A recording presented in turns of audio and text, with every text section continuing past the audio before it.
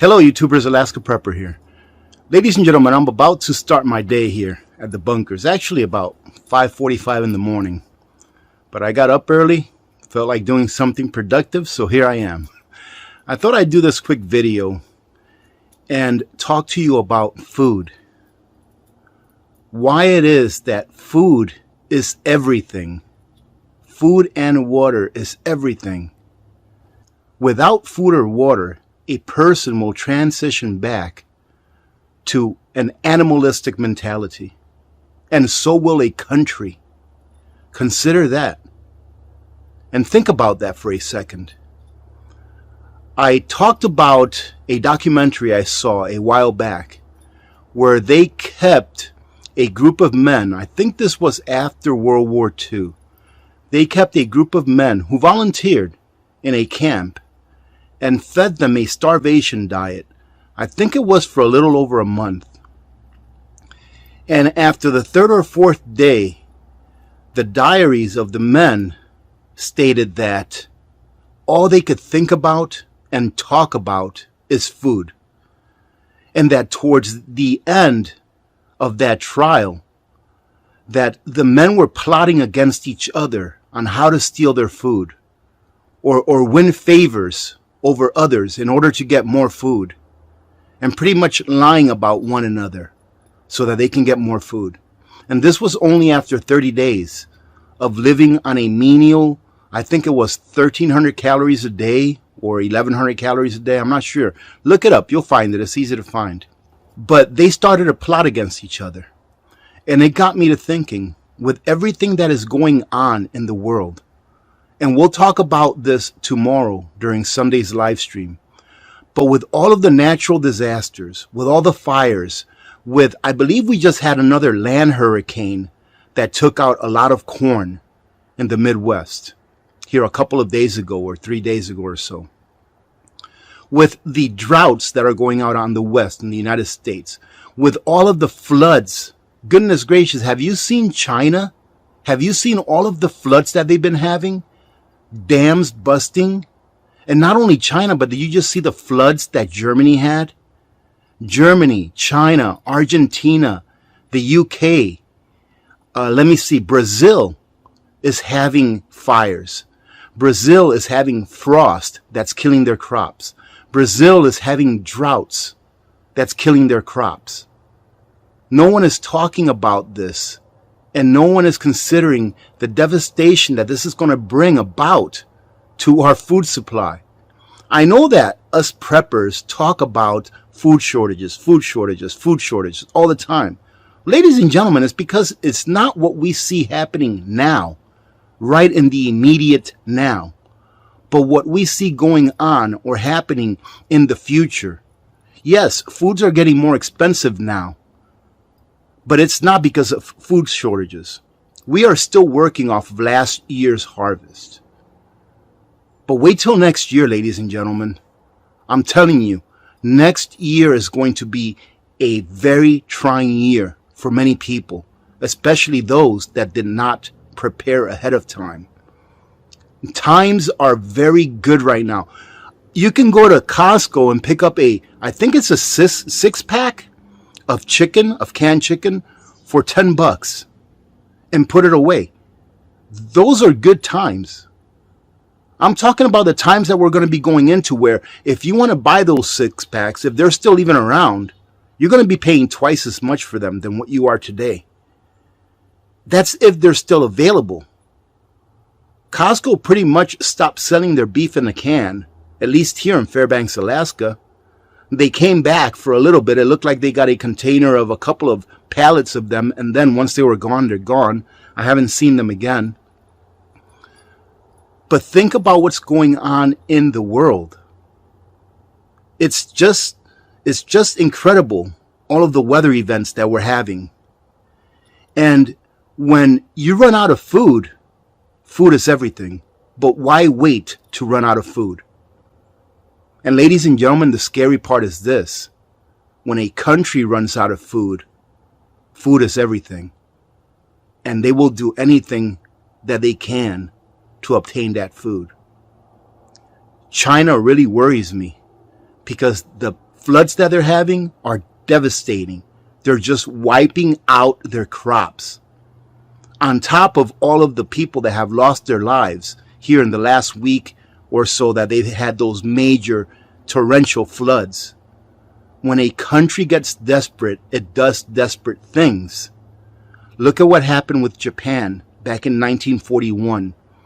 For a lot of people that maybe haven't read up on that part of history, Japan, the reason that they entered World War II, excuse me, is because they pretty much said, we have no choice. They were being blockaded of all of the things that they imported. And Japan is a country that imports most of everything that it consumes, including food. So at that time, they were being blockaded and sanctioned, and they weren't getting anything. So their attitude was, well, we either starve and die, or we either fight and die. One or the other. So they decided to fight.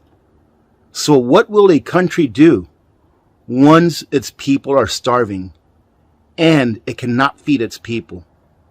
Ask yourselves, what would you do if your family was starving and you couldn't feed your family? What would you result to? And if there was no one else left to help you, what would you do? I believe that a country would do the same thing. It would revert back to its animalistic tendencies. It's nature, ladies and gentlemen. Fight or flight. So why in the world is it that so many people will not listen to this logic? I read a comment a few days ago. I forgot what video it was for, but someone on there said, you're making it sound worse than what it is.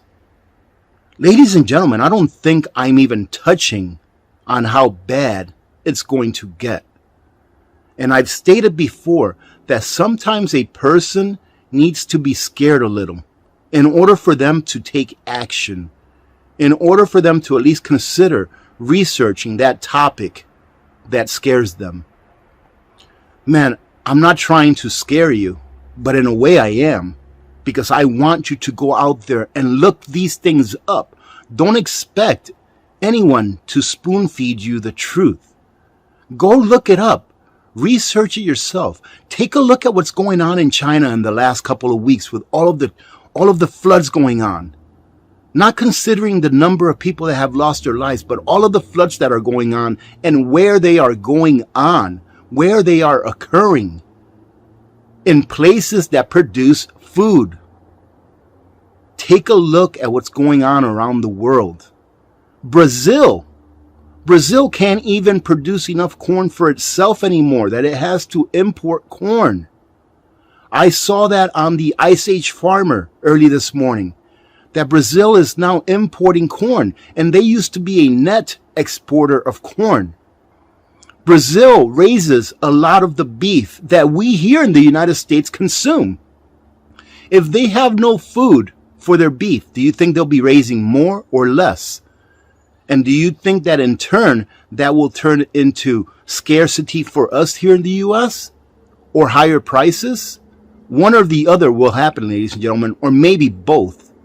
As we all know, our ranchers here in the U.S. are being attacked. They're being attacked out of business. Why? For whatever reason it is that the government has an agenda that wants us to stop eating meat.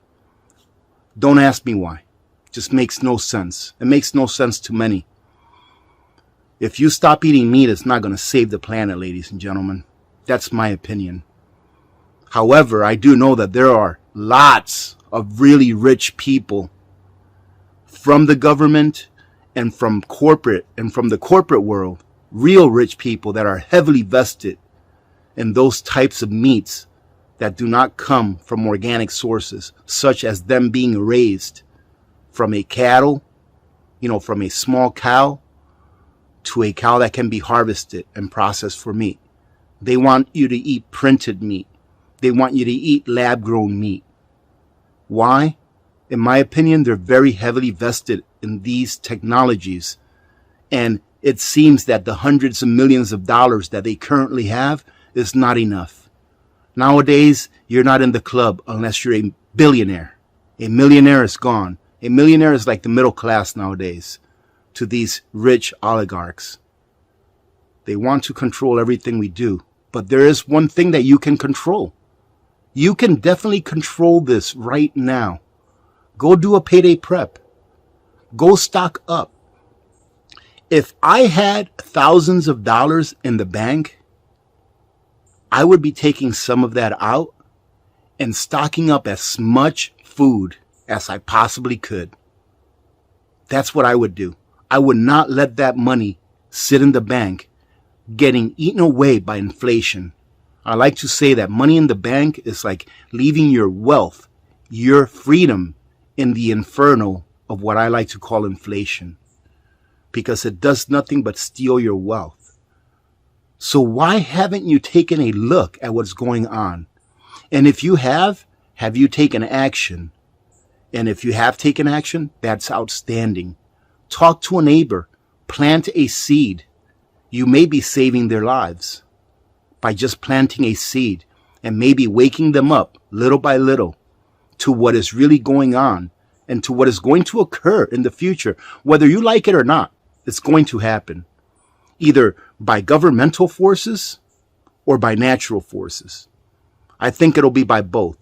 I think that governments are going to play off of what's happening with nature, and they're going to convince a lot of the population that it's us, that it's our fault. It's your fault, good citizen, so you have to eat this printed meat. You know, I made a decision, even though I'm going to go into debt for a couple of months, and I hate going into any kind of debt.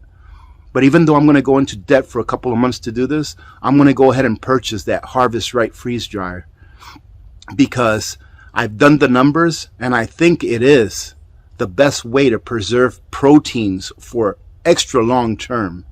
You all know that I love to pressure can meats.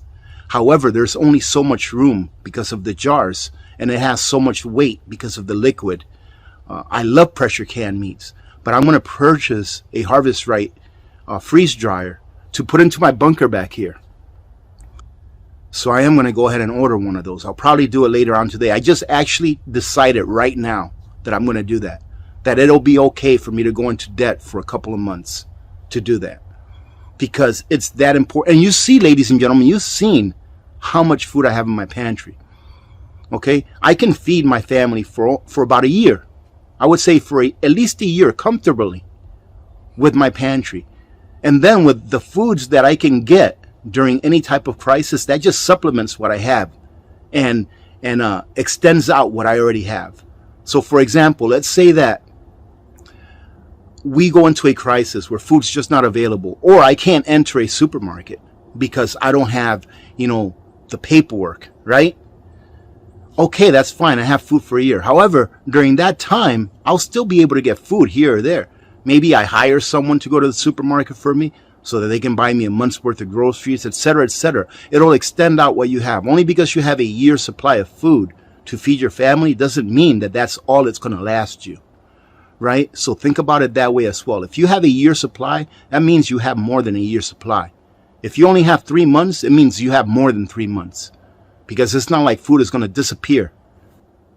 So think about this, ladies and gentlemen. I think it's very important that you watch this video. I hope that a lot of people watch this video, and I hope that a lot of you stayed on so that you can be convinced that if you're not prepping up, if you're not stocking up food, what in the world is wrong with you? What do you think about your family if you're not stocking up food? How much do you really care about your family if you're not putting away food for the future with everything that's going on? Ask yourself that. Having said that, ladies and gentlemen, let me go ahead and finish it off. I guess this was more of a mini rant, I guess you can say. But I really needed to put this out there because, ladies and gentlemen, things are going to get tough. Trust me, things are going to get tough. Back in 2019, 2020, all of us prepper channels were talking about make sure you're stocked up. You never know what's going to happen. This can happen. That can happen. And what happened? What none of us thought was going to happen. We had this health crisis pop up. But guess what? People that were prepared, they didn't go through any hardships. Not nearly as many as people that were not prepared. They weren't out there at the stores fighting over over stuff, fighting over toilet paper, over water, over rice. They were fighting over flour, yeast. They weren't fighting over that stuff because they already had it. They were already prepared.